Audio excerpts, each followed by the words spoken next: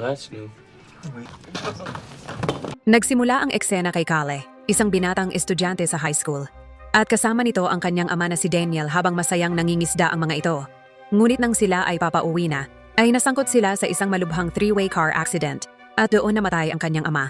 Isang taon na ang nakalipas matapos ang malagim na sinapit ng kanyang ama, ay makikita si Kale na natutulog sa Spanish class. Kaya't ginising siya ng kanyang guro sa pamamagitan ng paghagis ng whiteboard eraser sa kanyang mukha. Pagkatapos ay kinumpronta siya nito at tinanong kung bakit hindi niya ito dapat ibagsak agad sa kanyang subject.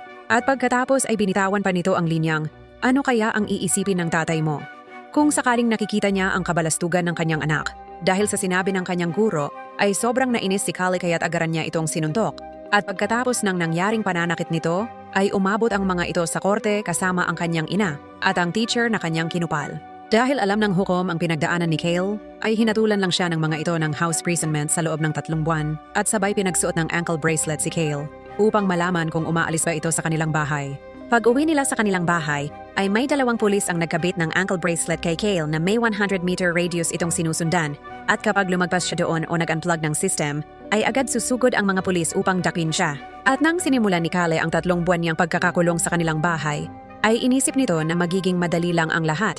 Kaya't kinugol niya ang kanyang sarili sa pamamagitan ng panonood ng mga movies, paglalaro ng PlayStation o di kaya paglululo. At nang makauwi na ang kanyang ina, ay bumungad sa kanyang ang isang makalat at magulong bahay, kaya't nainis ito kay Kale at pinutol ang cable connection at kinansela ang Roblox subscription ni Kale upang hindi maubos ang oras nito sa paglalaro lamang ng mga video games.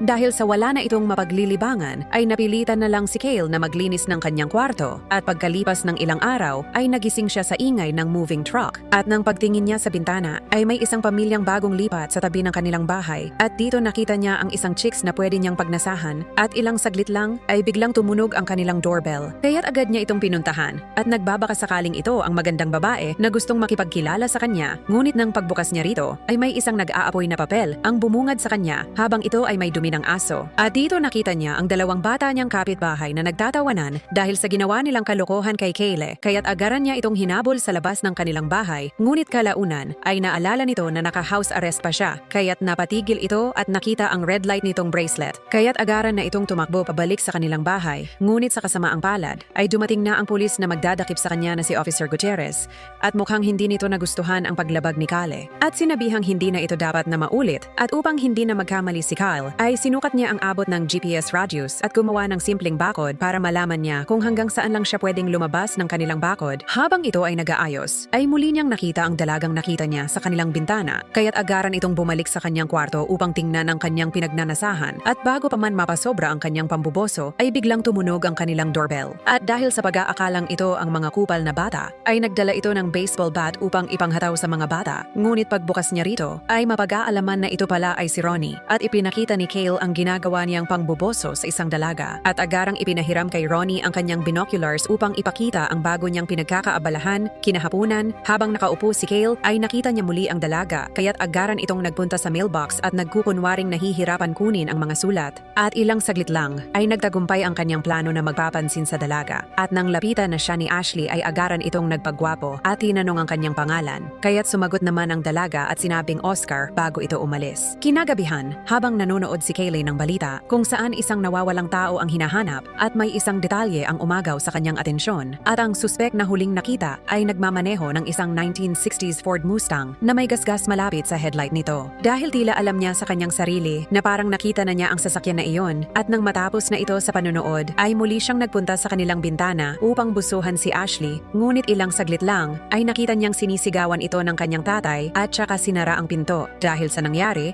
ay naudlot na naman ang kanyang paninilip hanggang sa nakita niya sa kabilang bintana si Mr. Turner kung saan may hinihila ito papasok sa kanilang bahay. At bukod pa roon ay nakita rin niya ang isang 1960s Ford Mustang na may gas-gas na kapareha sa suspect na ibinalita sa TV. Kinabukasan, habang naghihinala ito sa kanilang kapitbahay, ay binasa niya sa dyaryo ang patungkol sa babaeng nawawala kaya't mas lalo pa niyang sinuri si Mr. Turner at tinawagan ang kanyang kaibigan na si Ronnie upang tumulong sa kanyang bagong misyon. At nang sinimulan na nila ang sarili nilang investigasyon, ay nadiskubre ng mga ito ang nakakakilabot na koneksyon sa pagkawala ng mga babae na halos kapareho ng serye sa pagpatay sa Austin. 3 taon na ang nakakalipas. Kung saan 7 katawan ang natagpuan sa bahay ng killer, ngunit ang gumawa ng karumaldumal na pagpatay ay hindi nakita ng mga autoridad at habang pinag-uusapan nila ang mga posibilidad ay bigla nilang nakita si Ashley sa bintana kaya't nabaling na naman ang atensyon ng dalawang ogag. Habang sabay-sabay na nagtatayuan ang kanilang junjun ay nahuli sila ni Ashley kaya't agarang nagtago ang mga ito. Subalit nang sinubukang muling tingnan ni Cale si Ashley ay nakita ulit siya nito. Ngunit nang si Ronnie naman ang sumilip ay sinabi niya kay Cale na wala na si Ashley sa pool. Hanggang sa tumunog ang doorbell na lalo pang nagpakaba sa kanilang dalawa at nang nakita nila na si Ashley ang kumakatok sa labas ay lalo pang nahiya ang mga ito dahil sa ginawa nilang kamanyakan at nang buksan ito ni Cale ay pilit nitong pinapakalma ang sarili. Kaya't nagtanong si Ashley sa dalawa kung ano ang kanilang ginagawa ngunit sagot naman ni Cale na naglalaro lang sila ng video games sa itaas. Kaya't agarang pumasok si Ashley sa bahay nila Cale na lalo pang nagpakaba sa kanila. At nang pumasok si Ashley sa kwarto ni Cale ay tila hiyang-hiya ang mga ito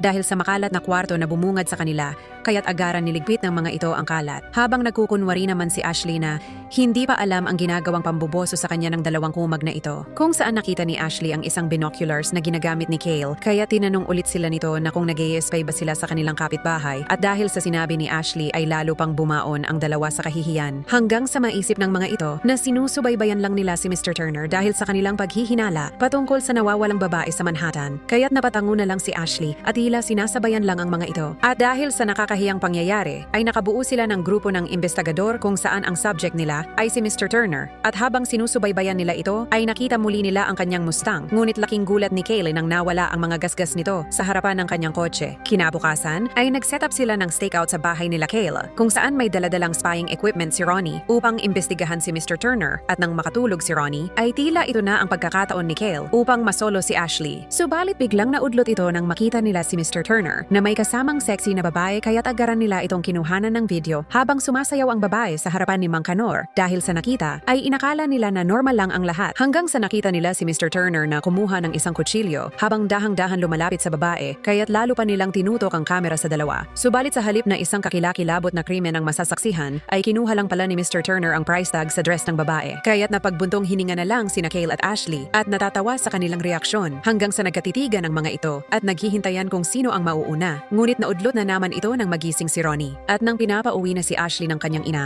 ay hinatid siya papalabas ni Cale at nag-usap pa ang dalawa ng ilang saglit hanggang sa sinubukan muli nilang ituloy ang kanilang halikan. Ngunit pinaasa lang pala si Cale ni Ashley kaya naiwan itong nakanganga. Pagbalik ni Cale sa kanyang kwarto ay nakita niya sa kanilang bintana ang mga batang kupal na nanonood ng Wally Bayola show sa TV habang tawang-tawa ito nang makita niya na nahuli sila ng kanilang ina na nanonood nito. Hanggang sa muling nabaling ang atensyon niya sa bahay ni Turner at nakita niya ang babaeng kasama nito na tumatakbo palabas ng bahay ni Mang Canor at mukhang tumatakas at takot na takot. At nang sinimulan niyang i-record ang nangyayari sa babae ay naiwan niyang naka-flash ang camera kaya't napailing na lang ito dahil sa kanyang katangahan. At nang tumingin siya ulit sa bahay ni Turner ay nakita niyang nakatingin na ito sa kanya kaya't agaran niyang tinawagan si Ronnie at sinabing pinatay niya ang babae. Habang kinakabahan si Cale ay nakita niya muli ang babae na tahimik na lumabas sa bahay ni Turner na animuy walang nangyari kaya't napaisip ito na niloloko ba siya ng kanyang utak. Kinabukasan habang nagluluto siya para sa kanyang agahan ay biglang itong nagulat nang makita niya na nasa harapan na niya si Mr. Turner kaya't agaran itong nataranta at kinuha ang kutsilyo subalit biglang dumating ang ina nito at sinabi sa kanya na inanyayahan niya si Turner upang mag-almusal dahil tinulungan siya nitong ayusin ang nasirang flat tire bilang pasasalamat. Ngunit tila hindi pa rin kumbinsedo si Cale sa pinapakitang maayos na asal ni Turner at naging tensyonado pa ang usapan lalo na nang mapansin ni Turner ang ankle tracker ni Cale sa kanyang paa. Kinagabihan ay nakita ni Cale na may party sa bahay nila Ashley kaya't muli siyang nag-spy sa mga bebot. Subalit nang nakita niyang may isang lalaking yumakap kay Ashley ay nagselos ito at agarang nag-amok. At upang mapansin siya ni Ashley ay nagpatugtog ito ng malakas na music mula sa kanilang rooftop ng Butchikek kaya't nagtinginan ang mga bisita nito sa bahay ni Cale at napahiya si Ashley kaya't sumugod ito sa bahay ni Cale at dumaan sa bintana upang patayin ang kolokoy na tugtog. At dito inamin ni Cale na minamanmanan siya nito mula nang dumating sila at pinagtapat ang tunay niyang nararamdaman sa dalaga at sa di malamang dahilan ay nagustuhan niyo ni Ashley at hinalikan siya nito. At habang nagsisimula ng tumayo ang junjun ni Cale ay naudlot na naman ito nang napansin nila si Turner na may inilalabas na malaking garbage bag papunta sa kanyang grahe at mukhang may bakas ito ng dugo kaya't naghinala ang mga ito. Kinabukasan ay nagsagawa sila ng isang plano kung saan inutusan nila si Ronnie na silipin ang bag sa garahe ni Turner habang si Ashley naman ay sumunod kay Turner sa isang store. At nang nawala sa paningin niya si Turner ay agad itong nagmadaling pumunta sa kanyang sasakyan upang umalis. Ngunit ilang saglit lang ay nakita niya si Turner sa kanyang harapan habang kinakausap siya nito dahilan dahilan upang kabahan si Ashley hanggang sa kinuha nito ang kanyang susi mula sa ignition at agarang sumakay sa kanyang sasakyan. At sinabing alam niya ang ginagawa nilang pang-i-spy sa kanya ng kanyang kaibigan patungkol sa kanyang privacy at binalaang tumigil na sila bago pa man sila makaabala ng ibang tao at sabay ibinalik ang susi sa ignition at agarang umalis habang naiwang si Ashley na nanginginig sa takot. At nang makabalik na ito sa bahay ni Cale, ay ikwenento ni Ashley ang sinabi ni Turner sa kanila at sinabing tumigil na sila sa ginagawa nilang pang-espya kay Turner. Ngunit sa gabing ding iyon ay nagpatuloy si Cale sa paghahanap ng sagot kung ano ba talaga ang nangyayaring kababalaghan sa bahay ni Turner. Kaya't gumawa ito ng improvised camera na may kakayahang mag-livestream sa kanilang TV at habang inaayos niya ito ay may narinig siyang may kumakatok at ito pala ay si Ronnie na hingal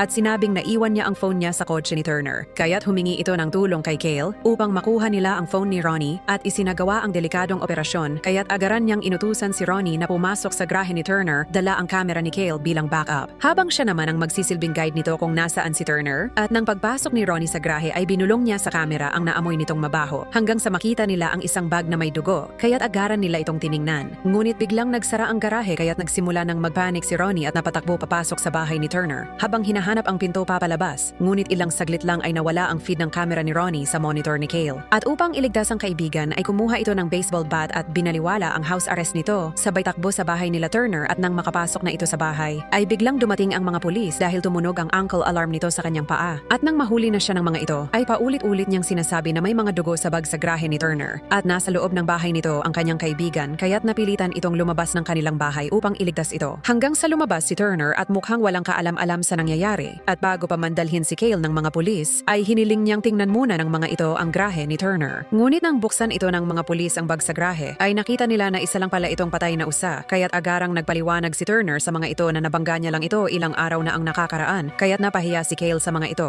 At nang madismiss na si Cale ay pinagalitan siya ng kanyang ina dahil sa kahihiyang ginawa nito at nagpaliwanag na may court hearing siya kinabukasan. Pumunta ang mama niya kay Turner para humingi ng tawad upang mapigilan ang posibleng kaso sa anak at nang makita niya ang kanyang ina kasama si Turner ay biglang nag-text si Ronnie kung saan nag-message ito sa kanya na tingnan nito ang kanilang TV at nang pagtingin niya rito ay nakita niya si Ronnie na tila nakabulagta sa kanyang closet. Kaya't dahang-dahan nitong nilapitan ang kanyang closet at habang ito ay kinakabahan ay nakita niya sa loob si Ronnie at tila walang buhay hanggang sa bigla itong nagising at malalaman na prank lang pala siya ng kanyang ogag na kaibigan. Habang tuwang-tuwa si Ronnie sa ginawa nito kay Cale ay nagalit naman ito sa kanya sa pag-aakalang patay na ito at ipinaliwanag na kaya't hindi siya lumabas sa bahay nila Turner dahil sa takot nitong mahuli rin siya ng mga pulis. At habang binabantayan nito ang kanyang ina habang kausap nito si Turner at nakaplay ang footage na nakuhanan ni Ronnie sa bahay nito ay napansin ni Cale ang isang detalye kung saan nakita niya mula sa anino ng footage ang bangkay ng isang babae sa bahay ni Turner. Kaya't agaran niyang tinawag ang kanyang ina upang balaan ito at nang papalabas na ng bahay nila Turner ang kanyang ina ay agaran siyang inatake ni Turner at iniumpog sa pinto dahilan upang agarang itong mapatumba. At nang marinig naman ni Ronnie ang sigaw ng kaibigan mula sa itaas ay agaran niya itong tiningnan. Ngunit biglang lumabas si Turner mula sa kanyang likuran at agaran siyang hinampas ng baseball bat. At nang muling tingnan ni Cale ang kanyang computer ay nakita niya sa monitor nito ang refleksyon ni Turner bago pa man siyang mapalo nito. Kaya't nagawa niya itong ilagan at nagawang makatakbo pa ibaba upang i-trigger ang alarm. Habang sinusubukan niyang labanan si Turner ay pinilit nitong makalabas ng bahay subalit nang papalapit na siya sa boundary upang matrigger ang alarm ay nahuli siya nito at sinuntok ng malakas dahilan upang mawalan si Cale ng malay. Kalaunan ay nagising si Cale sa kanyang kwarto habang nakatape ang bibig nito habang sinasabi ni Turner sa kanya ang kanyang planong pag-frame up sa ginawa niyang krimen kay Cale at siya ang mapagbibintangang pumatay sa babae. Habang isinasaad ang plano ay narinig nila ang boses ni Ashley mula sa ibaba at ang mapalingon rito si Turner ay agad niya itong hinampas sa mukha at sabay nilang nilabanan si Turner hanggang sa nagawa nila itong mahulog sa hagdan. At nang nakapasok na sila sa kwarto ay agaran niyang tinanggal ang nakatakip nitong tape sa kanyang bibig ngunit hindi pa tapos si Turner dahil bigla niyang binutas ang pinto ng kwarto gamit ang baseball bat. At dahil sa wala ng pagpipilian ng mga ito ay agad nang tumalon ang dalawa palabas ng bintana at dumiretso sa pool nila Ashley at sabay tumunog ang alarm na nagpapahiwatig na papunta na naman ang mga pulis sa bahay nila Cale. Kaya't sinabihan niya si Ashley na iligtas ang kanyang sarili habang hahanapin naman niya ang kanyang ina sa bahay nila Turner. At nang makapasok na ito sa bahay ay nakita niya ang secret room sa loob nito at mga ilang gamit ng mga babae na naging biktima ni Turner. At dito nakita niya ang susi ng babae na nakita nila sa bintana at natuklasan nito na ginaya pala ni Turner ang babae upang malinlang siya na hindi ito napatay ng butcher. At nang dumating si Officer Gutierrez dahil sa alarm ni Cale ay agad itong pumasok sa bahay nila Turner. Ngunit ilang saglit lang ay nahuli siya nito at binali ang leeg ng opisyal samantala habang patuloy na naghahanap sa basement si Cale. Ay aksidente itong nahulog sa isang madumi at madilim na lagusan kung saan nakita niya ang ilang mga bangkay sa loob nito. At dito nakita niya ang kanyang ina na nakatali at nakatakip ang bibig nito kaya't agaran niyang pinutol ang tali ngunit biglang dumating si Turner at hinablot nito ang kanyang ina at humantong ang dalawa sa brutal na labanan. Ngunit tila na naig pa rin ang lakas ni Turner kaya't nang papatayin na nito si Cale ay bigla siyang inatake ng ina nito dahilan upang magkaroon ng pagkakataon sa Cale upang atakihin si Turner at nahulog ito kasama ang mga bangkay na naging biktima nito. Kinabukasan, dumating si Detective Parker sa bahay nila habang tinatanggal ang ankle bracelet ni Cale at sinabing deserve niya ito dahil sa pagtuklas niya sa suspect na matagal na nilang hinahanap. Kaya't nang makalaya na siya sa kanyang house arrest ay wala siyang inaksayang oras at agarang tumawid sa bakuran papunta kina Ashley kung saan agaran niya itong hinalikan at sabik na ipagpatuloy ang nauudlot nitong plano. Nagustuhan niyo ba ang ating Tagalog movie recap? Kung ganun ay huwag niyo namang kalimutang mag-like, share and subscribe para sa susunod pa nating mga videos.